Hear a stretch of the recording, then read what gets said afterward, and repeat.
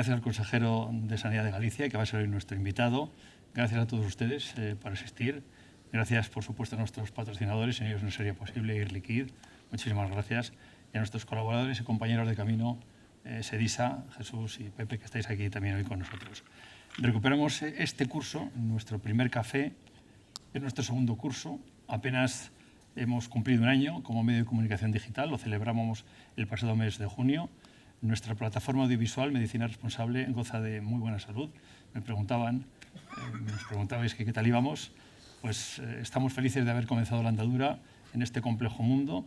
No es fácil navegar en estas aguas y aunque hay cosas que no acabamos de comprender como periodistas, desde nuestra libertad y desde nuestra independencia, creemos que vamos bien. Por lo menos, según la auditoría que ha dado a conocer Redacción Médica, que es líder en el sector después de muchísimos años, estamos ya, después de un año tan solo, en segundo lugar como medio especializado, lo cual ni siquiera nos lo habíamos planteado cuando comenzamos nuestra andadura.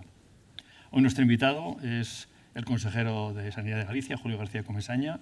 Es licenciado en Ciencias Físicas, tiene la especialidad sanitaria de Radiofísica Hospitalaria, máster en Administración Sanitaria y, por supuesto, ha ocupado importantes puestos en la dirección hospitalaria.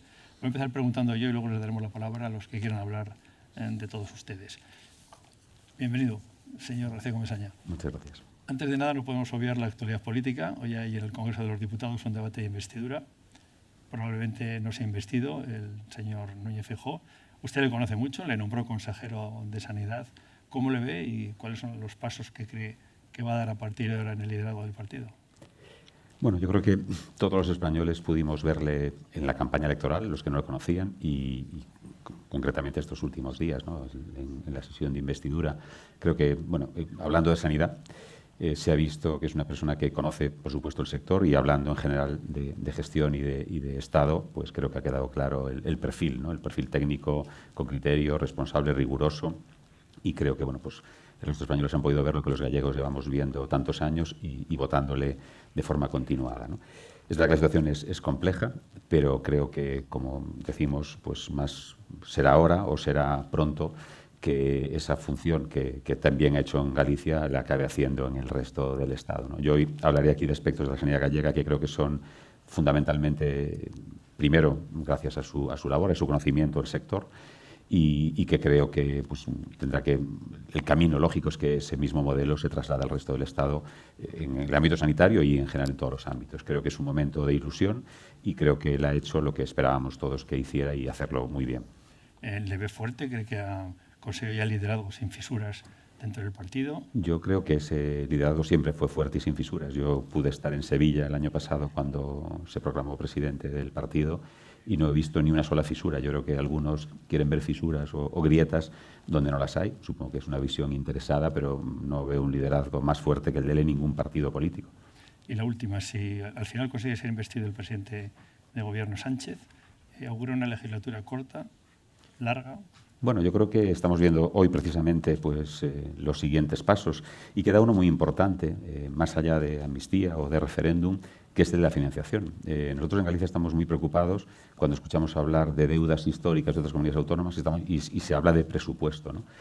Todo lo que se avance en desigualdad, en este caso, hacia una comunidad autónoma, lo vamos a sufrir las comunidades autónomas. Yo creo que nuestro modelo territorial, que necesita ser revisado en cuanto a financiación, y en ese sentido el propio presidente Feijóo convocó hace un par de años ya un grupo de presidentes autonómicos en este caso en Santiago. Se hizo el pacto de Santiago de Compostela, donde básicamente se pedía una nueva financiación, que hay que revisarla, pero desde luego nunca se ha pedido una asimetría en la financiación, que es lo que está pidiendo, pues, entre otras cosas, estos dos grupos políticos, ¿no? Entonces, eso va a ser realmente muy difícil de conjugar y eso es lo que vendrá después y la siguiente. Por lo tanto, yo, si finalmente se consumase esta situación de la investidura de Pedro Sánchez, desde luego auguro muchas dificultades, no para él gobernando, sino para los españoles y en particular para los españoles que no vivamos en Cataluña. La oposición del Partido Popular no se podrá hacer tanto de Madrid, pero sí con el poder real de las comunidades autónomas. ¿La sanidad va a ser un caballo de batalla en esa oposición o se va a quedar al margen? Mire, hemos vivido 4 años de rodillo en el Consejo Interterritorial. El Consejo Interterritorial está planteado para buscar el consenso, es un órgano de gobierno eminentemente con componente político, pero pensando en los aspectos más técnicos, y desde luego esto ha sido imposible de hacer en estos 4 años, ¿no? Evidentemente ahora hay más comunidades autónomas que no piensan como pensaban las comunidades autónomas del Partido Socialista, y tendremos que ver cuál es el modelo de gobernanza, ¿no?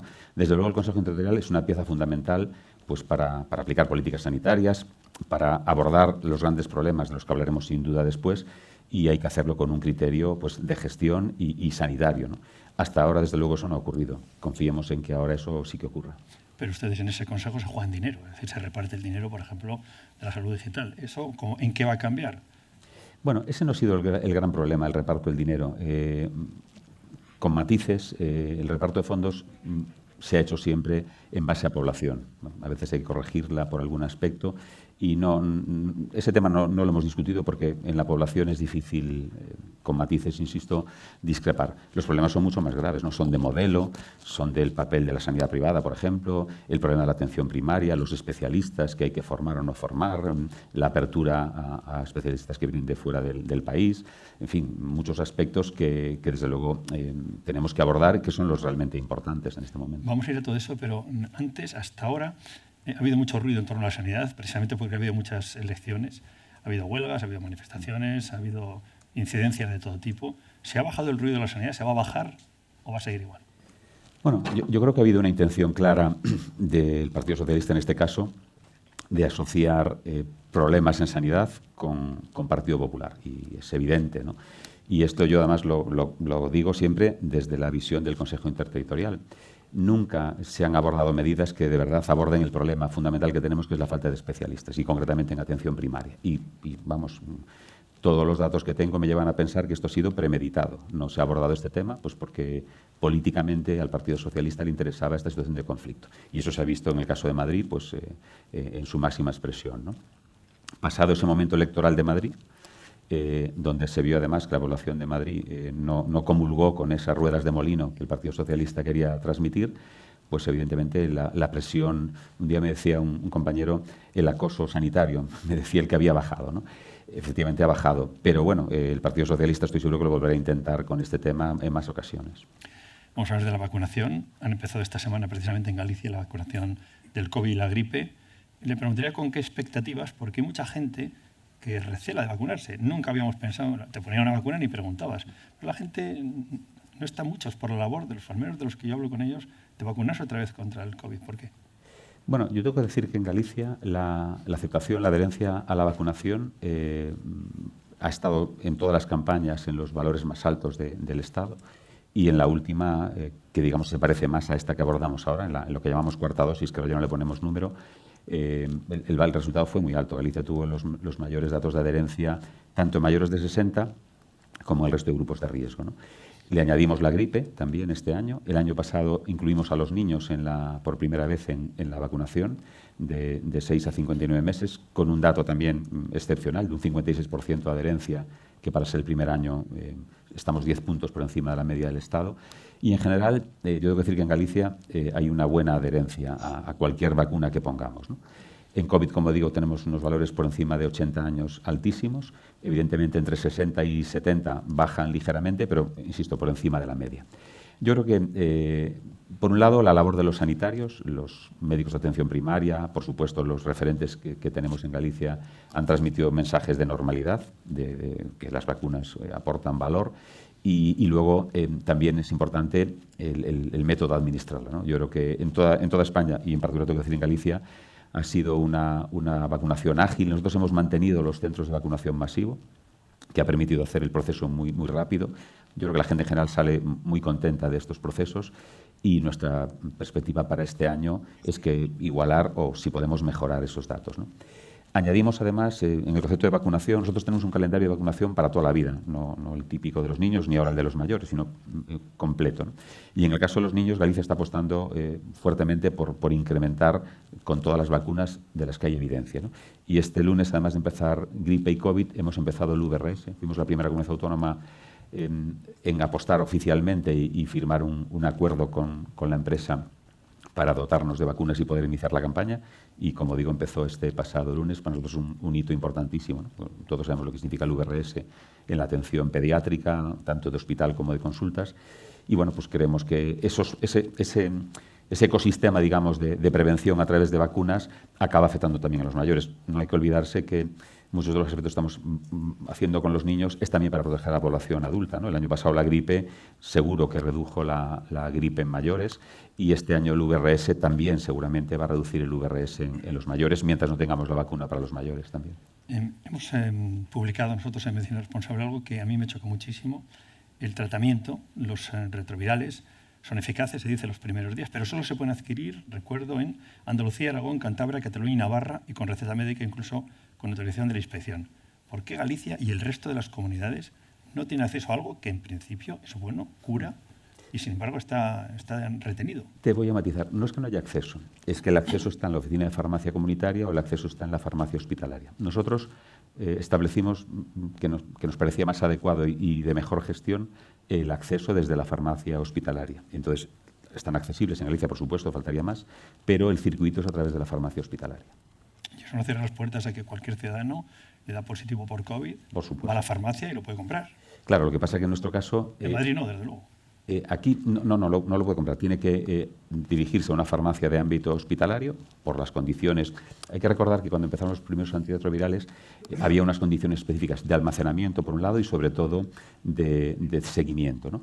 Nosotros tenemos un sistema de farmacia hospitalaria y dispensación en el ámbito hospitalario muy fortalecido, muy adecuada a nuestra población dispersa, con 14 farmacias hospitalarias y con programas de seguimiento, de adherencias, sobre todo, muy potentes, ¿no? Tenemos en multitud de patologías farmacéuticos de hospital que antes de renovar la medicación corroboran pues, la adherencia, corroboran los efectos secundarios y solo en ese caso renuevan la medicación, ¿no?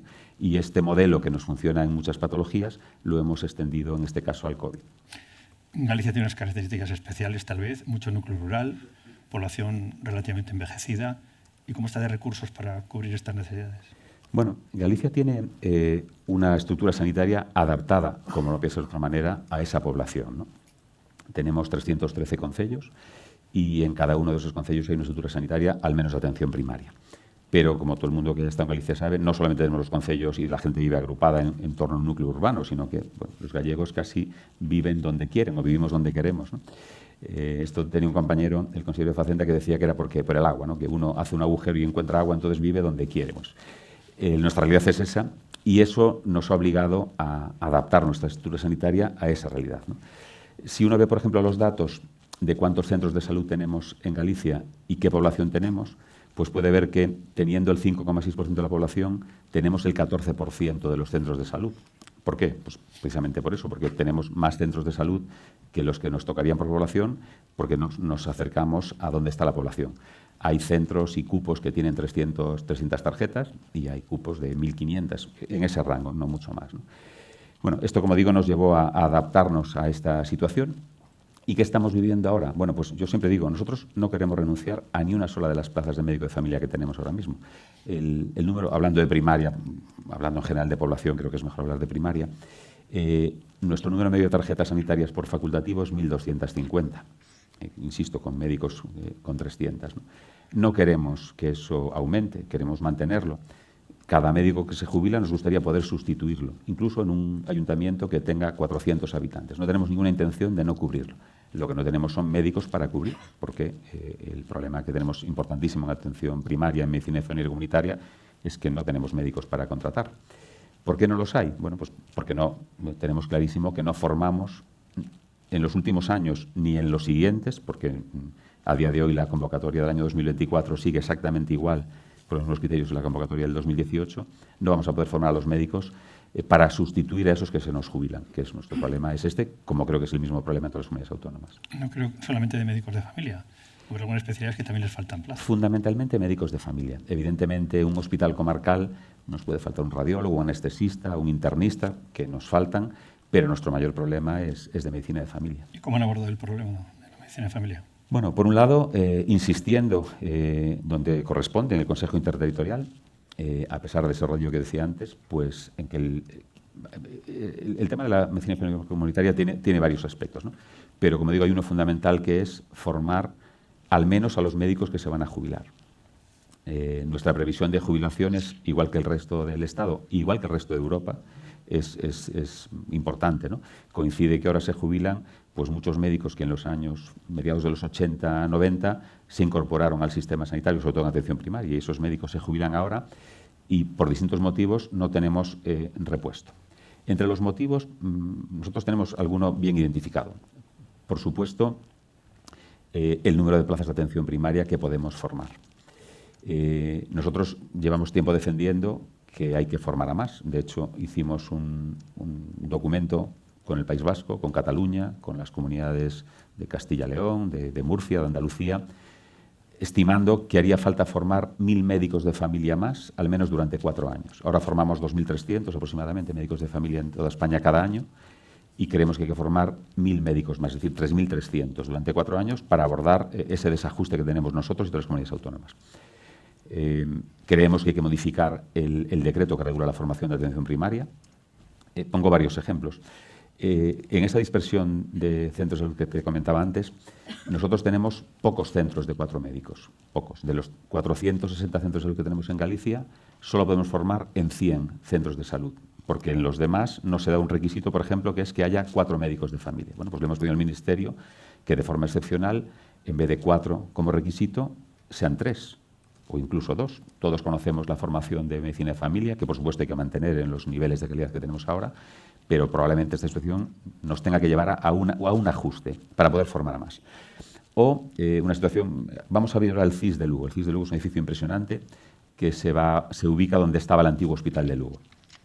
Al margen de tema arquitectónico, pues vamos a trasladar un centro de salud que está allá al lado, en la Milagrosa, lo vamos a llevar a este nuevo edificio.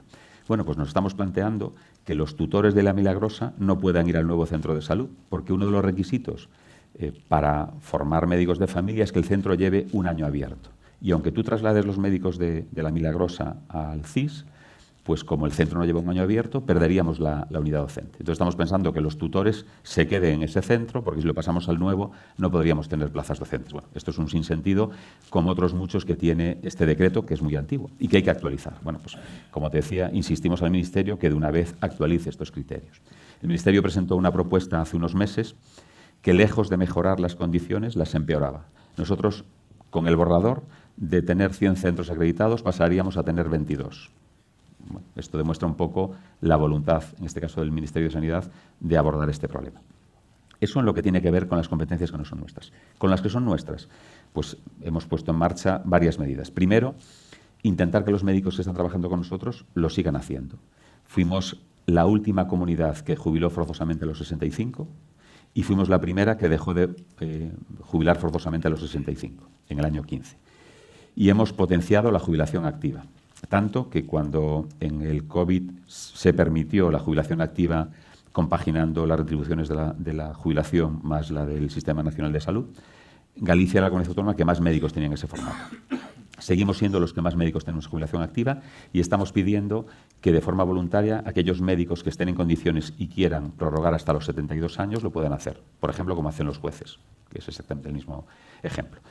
Y luego estamos intentando también ofrecer incentivos a cubrir esas plazas de sitios pequeños donde, pues, como en el resto de ámbitos de la vida, es difícil que un profesional se desplace a municipios pequeños, ¿no?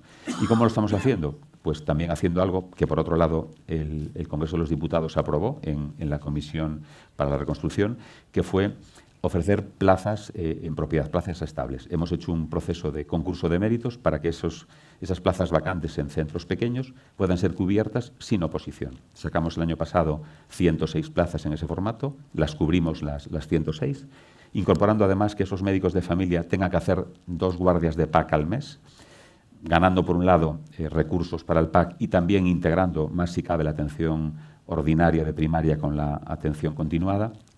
Y ese modelo, como digo, salió bien. Lo hemos repetido este año. Estamos en proceso de resolución de un nuevo concurso con 40 plazas. Y ese modelo de plazas en propiedad por concurso de méritos lo hemos extendido a la pediatría de atención primaria, a los hospitales comarcales y a la salud mental, donde también tenemos un problema de dificultad. Lo que queremos hacer es hacer atractivas las plazas, con nada más y nada menos que plazas en propiedad, para conseguir que profesionales que de otra manera igual no vendrían a esos sitios lo puedan considerar, ¿no? Y luego, por supuesto, pues primando que esos centros también, a efectos retributivos, a efectos de méritos para carrera profesional, méritos para traslados, cuenten el doble o el triple incluso. Hoy en día, ir a un hospital comarcal a trabajar, me preguntabas antes, efectivamente tenemos problemas, pero creo que las medidas que estamos tomando están haciendo que los nuevos facultativos se vayan un año a un hospital comarcal que a efectos de traslado le computa como 3 después. Y de hecho este año la respuesta en los traslados ha sido muy buena a estos centros comarcales. Bueno, en lo que está en nuestra mano, por supuesto, todo el esfuerzo, por supuesto unas medidas retributivas y laborales importantes. Hemos hecho en el mes de abril pasado el mayor acuerdo en materia retributiva y laboral de los últimos 15 años, avanzando en la reducción de la jornada, por ejemplo, o mejorando las condiciones de la atención continuada o de la nocturnicidad o la turnicidad, por ejemplo. Bueno, todo lo que está en nuestra mano, por supuesto, lo ponemos encima de la mesa, insisto, para no perder ni una sola plaza de las que tenemos ahora. No queremos renunciar a ningún servicio de los que tenemos ahora mismo, adaptados, como te decía, a esas características de nuestra población. Siempre que hablamos con médicos, con consejeros, con directores generales de la atención primaria, suelen decir lo mismo. Faltan medios diagnósticos, coordinación de asistencia hospitalaria para no bloquear las urgencias y, por supuesto, los profesionales. Con un diagnóstico tan claro, ¿por qué no se avanzan las soluciones? ¿Por qué no se pone una solución global al problema de la atención primaria? Porque hemos hablado de contratar por concursos de méritos, otros hablan de convocatorias extraordinarias de plazas MIR, pero al final damos vueltas a la noria, pero no se alcanza la solución. Bueno, cuando en la campaña electoral alguien hablaba del pacto por la sanidad... Ahora hablaremos de ello.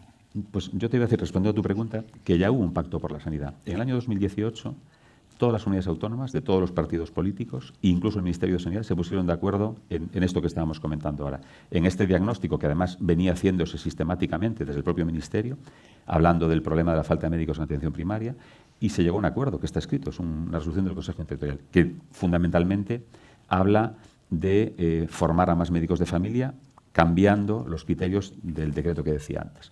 Eso, como digo, se firmó en abril del 18 y desde mayo del 18, no voy a explicar por qué, no se ha hecho absolutamente nada con ese pacto por la sanidad, al menos en el ámbito de atención primaria. Ahí se hablaba de plazas de difícil cobertura y se hablaba, como digo, del tema de modificar el decreto. Yo creo que ese diagnóstico está hecho y ese pacto de Estado está encima de la mesa y firmado.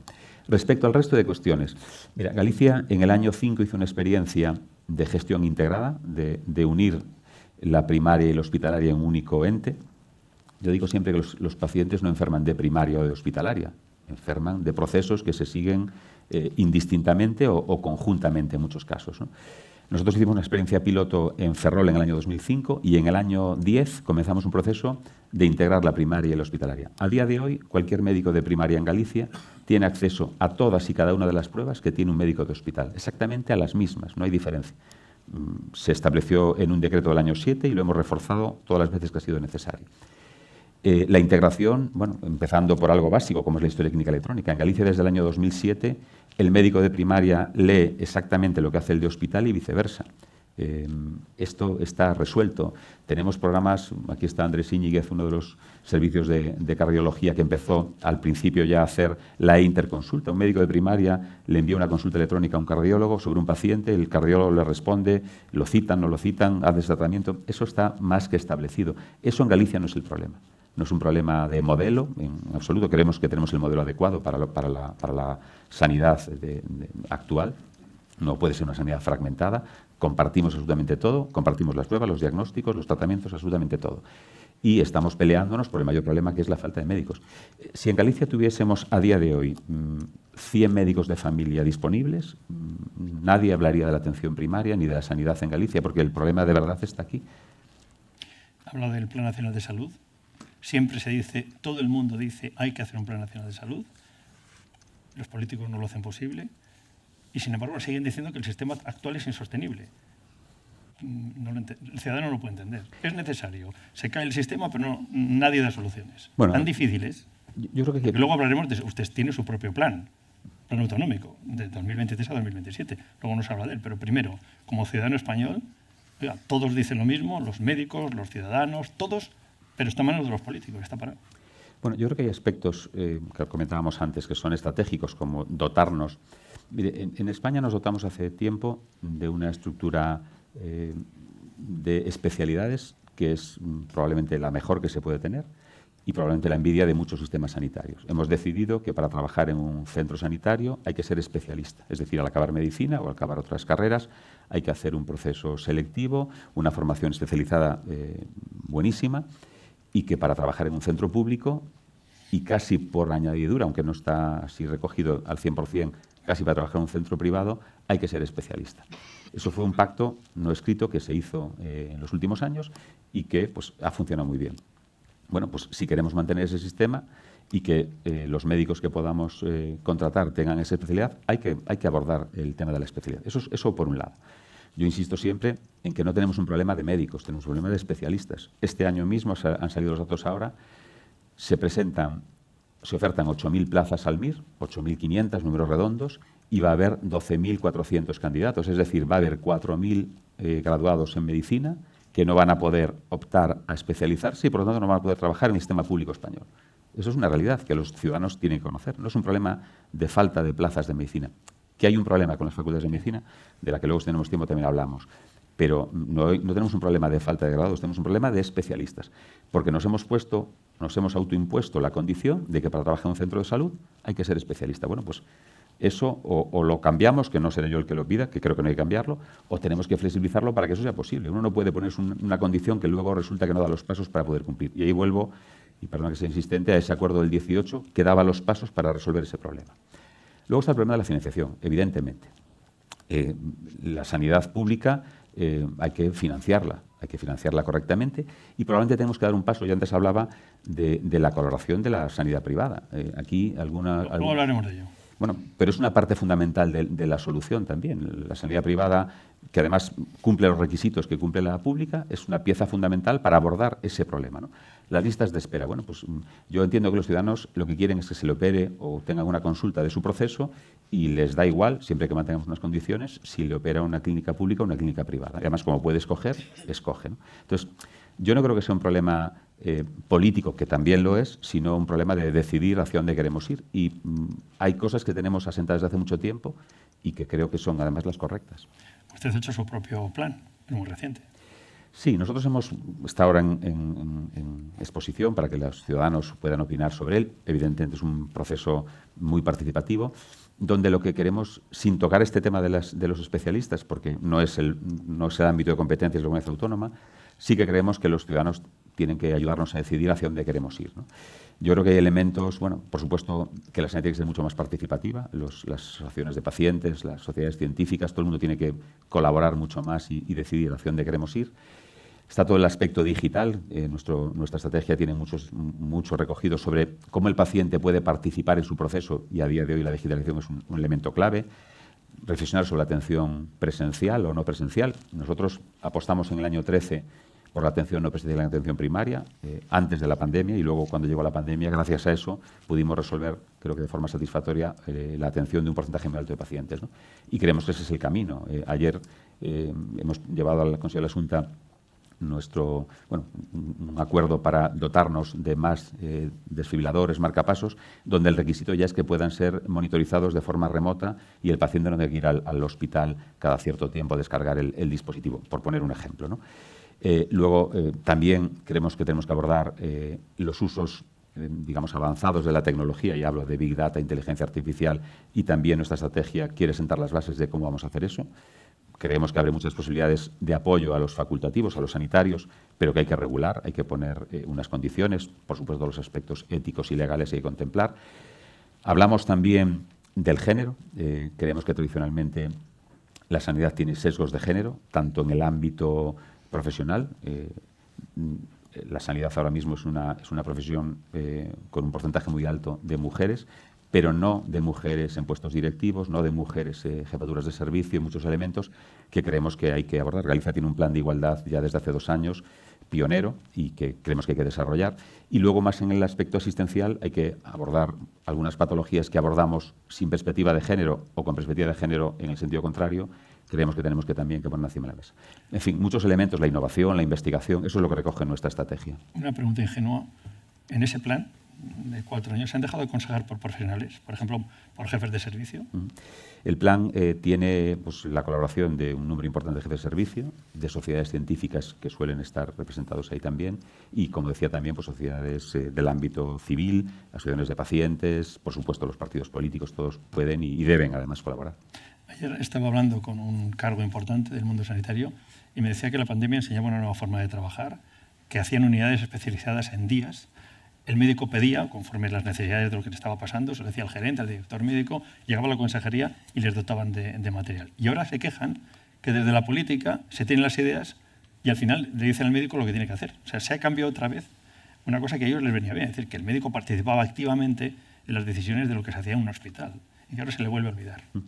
Bueno, yo creo que la pandemia a todos los niveles de la vida fue pues, un ejercicio interesante, vamos a dejarlo así, ¿no? Probablemente todos hubiéramos preferido no tener que pasarlo, pero yo, en mi caso personal, creo que las experiencias son más positivas que negativas, entiéndaseme bien, ¿no? Dentro de lo que significa, sobre todo, efectos de gestión, ¿no? Fue un momento donde yo, aprovechando que estoy aquí hoy, también quiero reivindicar, evidentemente, el papel de los jefes de servicio, de muchos jefes de servicio, pero también el papel de muchos directivos. El directivo sanitario, bueno, pues no ha tenido siempre la mejor de las percepciones. Y yo creo que todos los de las empresas, los del ámbito sanitario, creo que en esos momentos duros vivimos el liderazgo de muchos equipos directivos que fueron capaces de cambiar formas de hacer, ¿no? Por supuesto, también muchos clínicos. También alguno a lo mejor no hizo lo que esperábamos de él en ese momento, ¿no? Pero sí que es verdad que se crearon formas de trabajar muy dinámicas. No podía ser de otra manera, habría que responder en muy poco tiempo y creo que eso, bueno, pues ha quedado, ¿no? Hoy en día tenemos una estructura, por ejemplo, diagnóstica en el ámbito de la microbiología que no teníamos antes, ¿no? Yo pongo el ejemplo, con todo lo que estamos haciendo de la vacunación de la gripe y todos los esfuerzos de la gripe, resulta que uno puede pensar que la gripe aumenta, ¿no? Lo que aumenta son el número de pruebas que hacemos de gripe. Hace unos años no hacíamos pruebas de gripe, hoy hacemos pruebas de gripe A o gripe B a cualquier paciente que entra por la puerta, ¿no? Bueno, eso todo está ahí y desde luego genera valor. Respecto a la forma de trabajar, bueno, yo creo que ya antes, pero ahí ha quedado claro y nosotros lo hemos adoptado y es una de nuestras, está en la estrategia también, hay que potenciar las unidades multidisciplinares. Como decía yo antes, la gente no enferma de primaria o de hospital, bueno, pues no enferma de cardiología o de cirugía cardíaca. Y pongo el ejemplo de cardio, además, delante de un servicio que esto lo ha tenido claro, ¿no? Pues enferma de un proceso cardiológico donde el cirujano cardíaco, el hemodinamista, el médico de primaria tiene mucho que decir. Y ahí pues el concepto del jartín, o podría decir la unidad de mama en otro ámbito, o la unidad de suelo pélvico. Los servicios tienen un sentido y vamos, hay que mantenerlos por muchos aspectos, ¿no? Pero hay que romper esas barreras de los servicios y hacerlas permeables a que el paciente al final tenga su proceso continuado, como pasó efectivamente en la pandemia, donde equipos de neumología, de interna, de anestesia, de UCI, todos sabemos lo difícil que es meter en una misma sala a un UCista y a un anestesista, ¿no? Bueno, pues en la pandemia se hizo casi de suyo, casi de forma sin esforzarnos demasiado. Esto venía a propósito de que los médicos se quejan de que les hicieron mucho caso a la pandemia y luego han vuelto a la normalidad anterior a la pandemia. Y dicen, hombre, que ellos han hecho mucho, que pueden hacer más y que al final... Yo tengo que decirte, Ernesto, que en Galicia contábamos con ellos antes de la pandemia, hemos contado mucho con ellos en la pandemia y seguimos contando con ellos después de la pandemia. Por cierto, hablo mucho de médicos, pero aquí está Jesús, el presidente de ANDE, y no nos olvidemos de los enfermeros, enfermeras en general, Fue uno de que los desde luego son pilares básicos en cualquier proceso sanitario. Sin querer quitarle mérito a nadie en la pandemia, ¿no? Pero en el caso gallego, la enfermería fue fundamental, sin duda, tanto en la gestión de las unidades COVID en los momentos más duros o en las unidades de UCI o de urgencias, como en la vacunación después. Lo que decíamos entre los datos de Galicia, sin duda, sin la enfermería no se hubieran conseguido, ¿no? Pero bueno, hablo también de otros aspectos como las tecnologías de información. Todo lo que hicimos en esos días de atención no presencial que contaba antes, de contacto con el sistema, de convocatoria de esas citas masivas a través de la tecnología de la información fue fundamental y, por supuesto, de los clínicos. Yo creo que los servicios de interna, los servicios de neumología y los servicios de UCI y anestesia en la pandemia y los de urgencias fueron fundamentales. Han mencionado algunas veces ya la sanidad privada. Vamos a hablar de los conciertos. El PSOE no está por los conciertos. Dicen que se plantea solo para casos excepcionales, pero da la impresión de que esto es un disparate, en principio. Sería bloquear la sanidad. Yo lo decía antes y lo he dicho todas las veces que he tenido ocasión. La sanidad privada, primero, está ahí, hace su actividad en el ámbito privado y, por lo tanto, cuando un paciente decide voluntariamente ir a la privada y no venir a la pública, primero es su decisión y, además, bueno, pues a nosotros nos permite dedicar más tiempo probablemente a los procesos que los pacientes escogen hacer con nosotros. Pero, desde luego, son una herramienta fundamental para poder ayudarnos en esa demanda que antes comentabas, ¿no? Yo veo muy difícil, teniendo una lista de espera en cualquier patología y teniendo la posibilidad de concertar esa patología con un centro privado, no hacerlo. Vamos, es que tener que discutir esto es como absurdo, ¿no? Dices que el Partido Socialista no quiere. Bueno, el Partido Socialista, cuando estuvo en Galicia, hizo más conciertos con la privada que nunca, ¿no? Y yo no lo critico. Creo que hay que utilizar esos recursos. Son profesionales, como decía antes, formados todos en nuestras unidades docentes. De hecho, la privada también forma residentes en algunos casos y creo que forman parte fundamental del sistema y complementaria. Después hablaremos un poco más de la privada, sobre todo en los pagos que hace la Administración, Galicia en concreto, o cualquier otra comunidad autónoma, los servicios que tiene que externalizar, que los costes probablemente estén desfasados, algunos costes desde el año 2000, y la empresa privada se queja y dice, oiga, que a mí me corresponde también unos costes adecuados al año 2023. Una vez que lo he planteado, lo puede responder si quiere, ¿no? Bueno, evidentemente es una reivindicación lógica, pero que no pasa solo con los centros privados, pasa con los proveedores, con la hostelería, con los servicios que están externalizados, pasa con todos, ¿no? Bueno, y pasa especialmente en estos últimos años. En los años donde el IPC podía ser incluso negativo, no había este problema, pero bueno, estos últimos años y este año último que vivimos, la tensión es tremenda. Lo que nos pasa en casa a todos nosotros con la inflación le ocurre a las empresas y hay que, por supuesto, abordar. Nosotros estamos abordando, por cada vez que renovamos los conciertos, esa situación porque entendemos lo que está ocurriendo. Creo que más de una empresa va a llamar a su puerta para decir, oiga, ya están llamando. Vivimos también de cobrar bueno, lo que hacemos, ¿no? Es lógico, es lógico. A ver, nos ha pasado a nosotros. Nosotros, decía antes, ese acuerdo retributivo excepcional de este mes de abril no deja de ser trasladar la situación que vive la población a nuestros profesionales, que evidentemente con inflaciones en los números que estamos teniendo ahora, y ya no digo nada con el Euribor, pues lógicamente tienen que reclamar eso y bueno, hay que repartir y en la medida de lo posible ser compresivos con esas peticiones. Se me ocurre una cuestión que también he hablado alguna vez con algún personaje de la sanidad privada. Por cierto, aquí tenemos a Juan Abarca, al que felicitamos, que le han nombrado madrileño del año. Le entrega el alcalde el reconocimiento el próximo lunes en el Teatro Real. ¿Pone facilidades ustedes o trabas en la Administración para que los médicos puedan dedicarse también a la sanidad privada? Bueno, nosotros seguramente éramos de las comunidades que más difícil lo poníamos. También probablemente por un histórico del ámbito de la privada en Galicia. En Galicia el número de personas que tienen seguro privado es bajo, es de los más bajos de España y probablemente el ecosistema pública-privada bueno, pues no tiene la misma situación que en Madrid o en otra ciudad, ¿no? Pero siendo conscientes de esa diferencia, nosotros hasta hace muy poco tiempo el concepto de exclusiva pues, se aplicaba, digamos, con sentido estricto, ¿no? Tanto a la compatibilidad como el complemento específico. Hemos llegado a un acuerdo precisamente en el mes de abril para que a partir de enero de este año cualquier médico que trabaje en la privada no tenga que renunciar al 100% de ese complemento específico. Esto es un acuerdo que hemos tomado, como digo, en el mes de abril y que lo tomamos fundamentalmente para que ningún profesional tenga que decidir dejar la pública para poder trabajar en la privada. Vamos, por supuesto, como no pienso de otra manera, a ser muy estrictos, como lo son todas las comunidades autónomas, con que cuando trabajas en la pública hagas lo que haces en la pública y cuando vas a la privada en la privada, que no haya ningún tipo de cortocircuito en eso, que eso a día de hoy creo que es más fácil, y sobre esa base, pues si un profesional nuestro quiere trabajar en la privada, va a poder hacerlo sin tener que renunciar pues, a una parte importante de su sueldo. Ya que citaba a Juan Abarca, hace unos meses le hice una entrevista y hablaba de que el futuro de la sanidad pública pasa por la gestión empresarial. Probablemente, sí. Yo creo que hemos hecho intentos en todas las unidades autónomas. Nosotros tuvimos una experiencia con las unidades de gestión clínica hace unos años. Tuvimos las fundaciones en su momento. Pero sí que es cierto que hay un tema pues, probablemente cultural o histórico.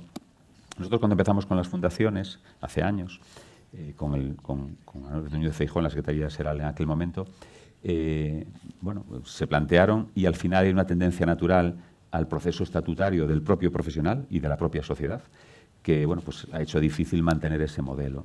Supongo que es un tema que va y viene y que tendremos que volver a plantearlo. Y de hecho, bueno, quizás no en el modelo laboral, como se había planteado. España hace años optó por el modelo estatutario, cuando todo iba hacia el laboral. ¿No se puede hacer algo en el sistema en público para el modelo laboral, porque entre otras cosas hay médicos, y no quiero meterme con los médicos, hay médicos, uno, por ejemplo, opera 2 caderas y otro 5. Y además el que opera 5 lo hace mejor y les paga lo mismo. A mí me da igual, pero claro, eso en una privada no pasaría. Seguramente. Me imagino que estaremos hablando de eso también. No sé yo si en la privada también pasará no lo sé. en mayor medida, no lo sé. Sí que es verdad que tenemos que introducir elementos que reconozcan al que hace más tarea, pero a veces no solo operar caderas, porque a lo mejor el que opera 2 caderas resulta que forma residentes o publica, ¿no? Yo creo que tenemos que ir hacia un modelo de carrera profesional que reconozca esto. Nosotros en Galicia estamos ahora ya con la carrera ordinaria, tenemos ya un número importante de profesionales que ya están en carrera ordinaria. Hemos hecho recientemente comisiones de evaluación. Las carreras, los modelos de carrera profesional que se adoptaron en todo el Sistema Nacional de Salud eran carreras, que eran una primera aproximación, pero básicamente era cumplir años, ¿no? Quinquenios en lugar de trienios. Yo creo que eso ahora, afortunadamente, se puede estar cambiando y los modelos de carrera ya reconocen elementos de este tipo que estamos comentando. Me quedan muchas preguntas y poco tiempo. Algunas polémicas. Ley trans.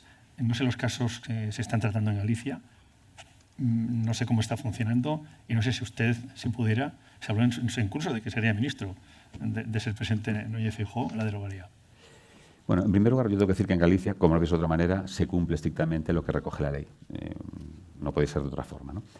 Yo creo que hay elementos de la ley trans que son, pues discutibles, evidentemente.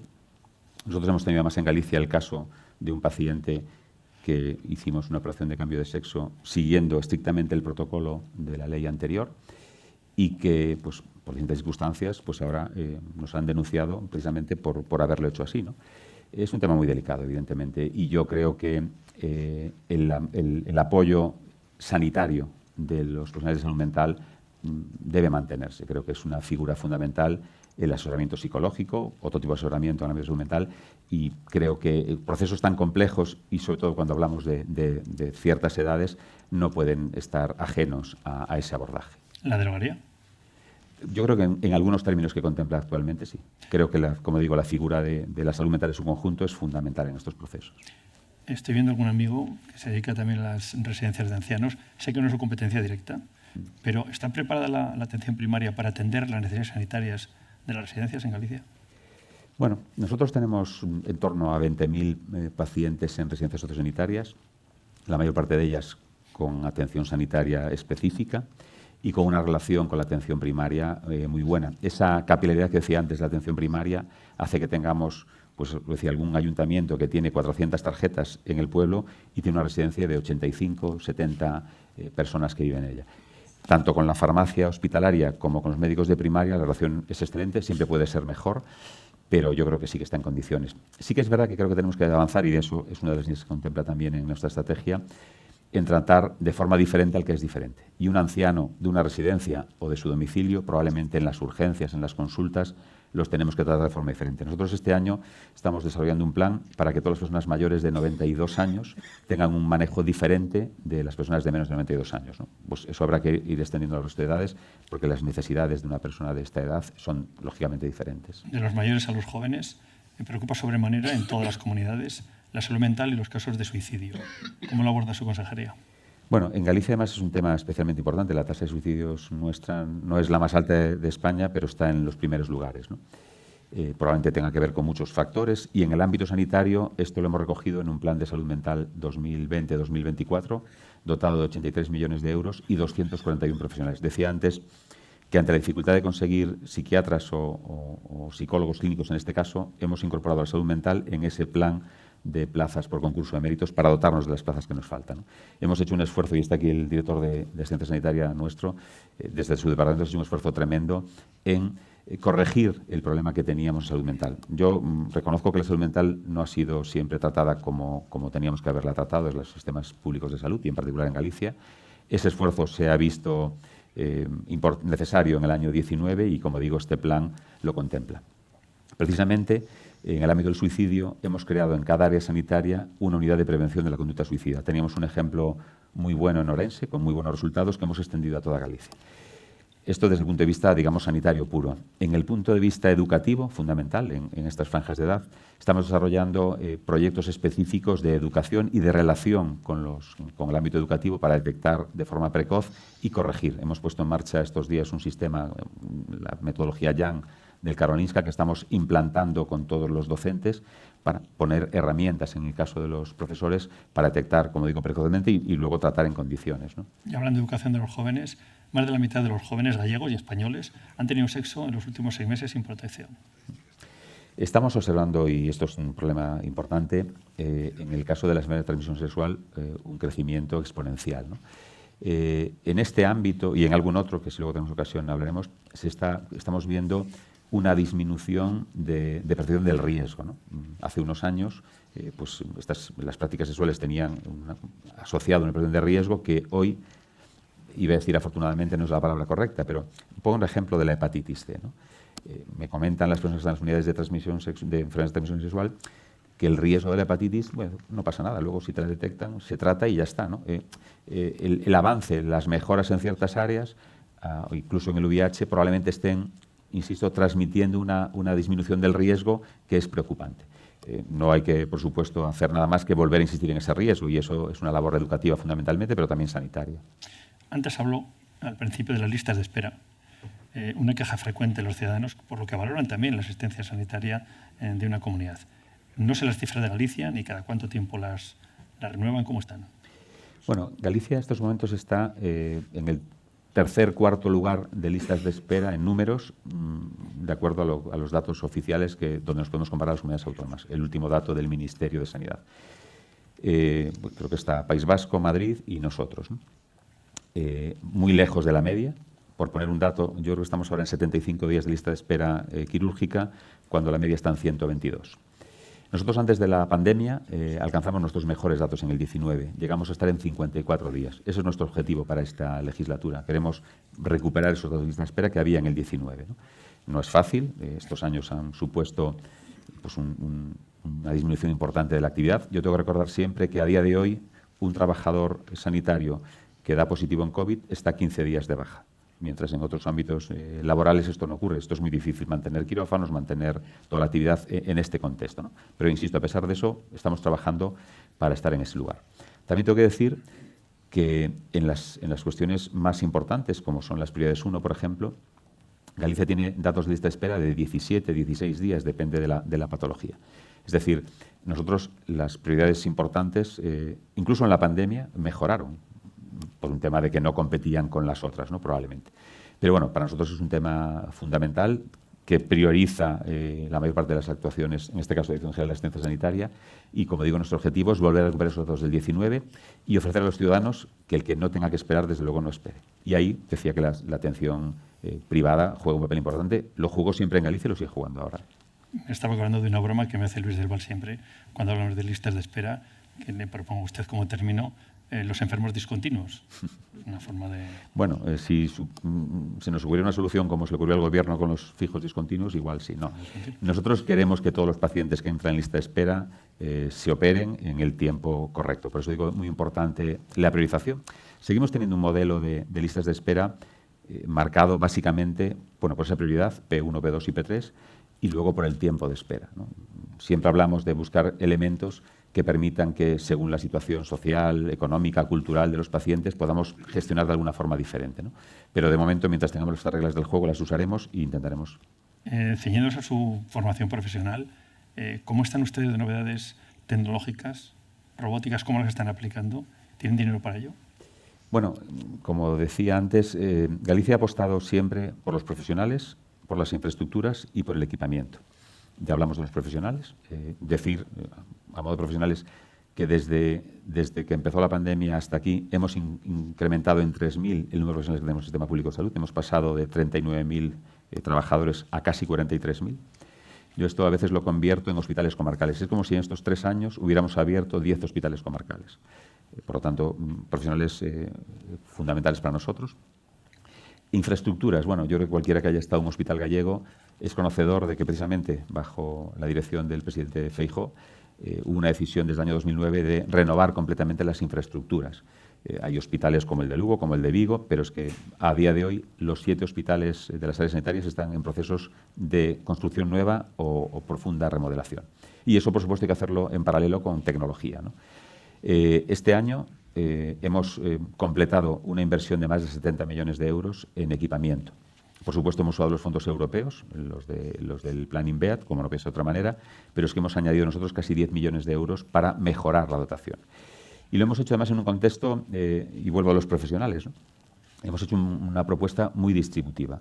En lugar de concentrar la tecnología en los hospitales de nivel 3, Coruña, Santiago y Vigo, hemos hecho apuestas porque los profesionales de todos los hospitales tengan la mayor y mejor tecnología disponible. Y el ejemplo claro es la cirugía robótica. Nosotros decidimos que íbamos a instalar cirugía robótica en las 7 áreas sanitarias, para que ningún profesional de Ferrol, de Pontevedra o de Orense o de Lugo se quisiese marchar a un hospital de Coruña, Santiago y Vigo porque no tenía acceso a la tecnología robótica. Está implantada, además, el mismo día empezaron a operar todos a la vez y llevamos más de 2.500 procesos de cirugía robótica. Y en este caso, ¿cómo están influyendo la crisis global de suministros y los costes productivos en los contratos públicos de tecnología y también de productos sanitarios? ¿Les afecta?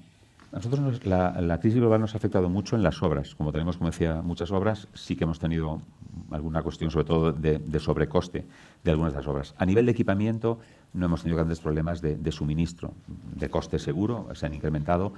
Bueno, en muchos casos tenemos compras centralizadas que garantizan el mantenimiento y la reposición. Tenemos una estructura logística impresionante en Galicia. Tenemos todo concentrado en un único parque logístico que distribuye a todas las áreas sanitarias y eso nos permite pues, balancear cuando un área falta, poder cubrir con la otra, ¿no? La verdad es que a nivel tecnología puedo decir que estamos en los primeros lugares y a nivel de suministro no hemos tenido problemas. Destacar 2 aspectos tecnológicos que me he quedado antes sin comentar. Por un lado, estamos desarrollando un centro de producción de terapias avanzadas para poder fabricar nuestros propios CAR-T que empezará a funcionar a final de este año y estamos dentro del proceso del proyecto financiado por la Fundación Amancio Ortega construyendo ya nuestro centro de protonterapia, el centro de bioprotonterapia. Solo iba a preguntar, ¿en qué está colaborando Amancio Ortega en la Comunidad Gallega? ¿Qué está donando? ¿Qué está aportando a la sanidad pública? Nosotros con la Fundación Amancio Ortega tuvimos una primera colaboración en el año 15. Fuimos, creo, la primera comunidad autónoma donde de forma reglada la Fundación Amancio Ortega financió, en este caso, equipamientos del ámbito de la oncología y la mamografía. Fuimos los primeros. La experiencia fue para nosotros muy buena y entiendo que para ellos también, porque luego la extendieron al resto del Estado. Y en el caso de la protonterapia, nosotros teníamos un proyecto de protonterapia y cuando hablamos con ellos nos sumamos al proyecto global y estamos ahora, como decía, de esos 10 equipos de protonterapia, Galicia va a tener uno y confiamos ser los primeros que lo pongan en marcha, en este caso en Santiago de Compostela. Le preguntaría muchas más cosas más, llevamos casi una hora. Cerramos, pero no podía no dejar de tocar el tema de la transformación digital del sistema público, el Sergas móvil, la introducción de la inteligencia artificial, creo que son pioneros también. Bueno, yo siempre, si me permites, tengo que agradecer y reconocer el trabajo de unos pioneros que tuvimos en los años 90 en Galicia, justo cuando las transferencias, que optaron por un modelo corporativo. En Galicia todos los hospitales tienen el mismo sistema de información. En su día, pues uno que luego fue evolucionando, y esto lo puedo decir con los sistemas RIS de radiología, con los LIS de laboratorio, con atención primaria, y esto nos permitió en el año 2000 dar un paso fundamental que fue integrar todo esto. Galicia tiene una historia clínica electrónica de hospital única desde el año 2005 y una historia integrada con primaria desde el año 2007. La cantidad de datos que recogemos todos los días, incluida, por supuesto, la receta electrónica y la dispensación de recetas en la farmacia comunitaria, la cantidad de información que tenemos es tremenda. Una pregunta que voy a hacer. ¿Esa información del paciente es solo para los hospitales públicos y han pensado añadirle en los privados para que cualquier paciente pueda estar en un privado y tenga la historia clínica? Sí, los pacientes privados, o sea, los pacientes públicos que van a un hospital privado en Galicia el hospital privado accede a la historia clínica electrónica del paciente y incorpora pues, el episodio correspondiente a la historia clínica. Y hemos creado ya hace años la carpeta personal del paciente. Es el paciente el que, si quiere, puede toda la información del ámbito privado subirlo a la carpeta personal para que esté accesible para el privado y para el público, por supuesto. Y bueno, decía que esa integración y esa homogeneidad y esa informática corporativa que tenemos hace muchos años nos ha permitido, fundamentalmente, a través de procesos de compra pública innovadora que desarrollamos entre el año 13 y hoy, pues incorporar herramientas como decía Sergas Móvil, una herramienta que tienen prácticamente todos los gallegos descargada, que le permite acceder, pues por supuesto, a historia clínica electrónica, a sus citas, a sus informes, absolutamente a todo. Nos permitió dar el paso de que el paciente escriba en la historia. Tenemos plataformas desarrolladas sobre esta base y tenemos más de 1 millón de pacientes que están aportando datos diariamente a la historia clínica electrónica y que el médico puede recibir. Y esto, por supuesto, nos tiene que permitir, con herramientas de Big Data y de inteligencia artificial, de otras muchas tecnologías actuales, utilizar esto como digo yo siempre, no para sustituir al médico, sino para ayudarle, ¿no? Para detectar patologías que el paciente no sabe que tiene. Tenemos un proyecto precioso con la enfermedad renal para anticiparnos y detectar pacientes que tienen un problema de enfermedad renal y que a través del médico de primaria podamos encauzarlo en el sistema, o pues, detectar patrones anormales, pacientes que van muchas veces a distintos dispositivos sanitarios, detectar esas patologías y, por supuesto, en lo más inmediato, ayudar en el diagnóstico por la imagen, tanto en rayos como en anatomopatología, en fin. Todo, yo puedo decir que Galicia está digitalizada desde hace muchos años, se dio ese primer paso y gracias a estar digitalizado hemos podido empezar a hacer y estamos haciendo procesos de transformación digital de los procesos sanitarios. Iba a ser la última, pero la penúltima. Veo aquí representantes de distintos laboratorios farmacéuticos. ¿Cómo es su relación con la industria farmacéutica? ¿Tienen quejas? Ellos de ustedes, ustedes de ellos, supongo que será un tema. Bueno, ellos de nosotros lo dirán, supongo, pero la verdad es que la relación yo creo que es buena, ¿no? Tenemos mucha relación en distintos proyectos, en innumerables proyectos de colaboración público-privada precisamente. Hemos hecho, pues, yo creo, de los primeros acuerdos de riesgo compartido se pudieron hacer gracias a esa tecnología que tenemos disponible y la verdad es que con todas ellas colaboramos de forma muy estrecha, tanto a nivel de servicios centrales, importantísimo, como también a nivel de servicios en los hospitales. Creo que Galicia además está, por ejemplo, en un nivel de ensayos clínicos muy alto y eso es sin duda fruto de esa relación tan estrecha, ¿no? Nosotros, quejas de ellos, bueno, a veces la queja que tenemos, entre comillas, vuelvo a lo de antes, ¿no? Sí que es verdad que los laboratorios a veces traen soluciones fantásticas que nosotros siempre le decimos sí, pero tiene que integrarse con nuestras soluciones corporativas. Gracias a haber mantenido ese criterio durante muchos años, probablemente hoy todo sea integrable y compartible. Eso probablemente sea un debe en nuestro caso, ¿no? No sé si alguno quiere hablar luego con el consejero, vamos a tomar un café aquí arriba. Estupendo. Si alguien quiere hacer alguna pregunta, tenemos poco tiempo, pero por lo menos... Sí, José Ignacio Salmerón, que es el jefe de maxilofacial del Gregorio Marañón. ¿Qué tal, señor consejero? ¿Se oye? Sí. Muchas gracias. Bueno, hemos hablado usted y es algo que percibimos de los problemas del sistema sanitario, que da señales de agotamiento. Es un sistema que tiene una estructura básica muy parecida a cuando empezó y existen problemas importantes sanitarios como en enfermería. Hay un déficit tremendo porque las condiciones laborales han sido malas y eso han hecho que hayan emigrado a otros países. En mi hospital, por ejemplo, este verano hubo un déficit de contratación de enfermería de 100. Eso supuso que sobre las restricciones de quirófano, etcétera, hubo que cerrar más, hubo que cerrar plantas. Las urgencias se colapsan porque no hay plantas abiertas donde drenar los pacientes. En la atención primaria hay muchos problemas y no solo porque se estén jubilando muchos profesionales que venían del baby boom, sino porque la gente no quiere hacer medicina de familia. En el MIR quedan muchas plazas libres porque no resultan atractivas. En especialidades como la dermatología, etcétera, es muy difícil encontrar gente para que vaya a un hospital. ¿Pasa lo mismo en Galicia? Y ante estos retos, ¿qué respuestas se pueden dar? Porque es difícil. Muchas gracias por la pregunta. Bueno, yo creo que la enfermería está a 2 pasos de reproducir lo que está pasando en medicina de familia, ¿no? Mira, hace unos años, enfermería comunitaria pasó de 3 años a 4. Pues algo mismo ha pasado en enfermería. En el año 16 creo que fue, enfermería pasó de 3 años a 4. Nos quedamos un año sin promoción, ¿no? Esto es un elemento. Hay otro elemento en la enfermería que cada vez más, y esto es bueno, optan por la especialización. Al acabar enfermería se presentan al examen EIR. Los datos de este año son demoledores, la cantidad de enfermeras que se presentan al EIR, ¿no? Y vuelvo a decir un poco lo mismo. Probablemente tengamos que, ahí sí que hay un problema a día de hoy de graduados y tenemos que ampliar las plazas de formación de enfermería. Nosotros en Galicia estamos en un proceso de ampliar, queremos ampliar, hemos propuesto un 15%, probablemente hay que aumentar más, ¿no? Y luego con el tema de los contratos, es verdad, ¿no?, que la enfermería, hay una parte de las enfermeras que sustituyen a otras enfermeras y eso, de momento, no está bien resuelto. En Galicia, los sanitarios tienen una media de 12 días libres al año en el ámbito público. Son 12 días de media que hay que sustituir, y más en enfermería, porque en medicina pues, puedes no sustituir porque haces agendas, pero en enfermería en planta se sustituye el 100%. Eso, para sustituirlo, hay dos alternativas. O un contrato por sustitución, que es lo que venimos haciendo normalmente, o soluciones que hemos puesto en marcha en Galicia, que es un contrato de continuidad. Te hago un contrato de 6 meses, o que puede llegar hasta 3 años, y vas cubriendo donde va habiendo huecos. No es fácil porque además estamos en un momento además de mucha especialización. Cada vez las enfermeras, ya lo digo, se presentan más al examen EIR, pero es que dentro de las propias unidades las técnicas son cada vez más complejas, los pacientes más complejos y requerimos de especialización. Y tenemos un problema que, como no tomemos medidas, nos pasará lo mismo que con los médicos de familia en poco tiempo. Habría que hablar de la estabilidad laboral, de los contratos de semanas, de meses, de años. Pero bueno, Bufalá y terminamos porque no hay tiempo. No, ahora, muy buenos días a todos.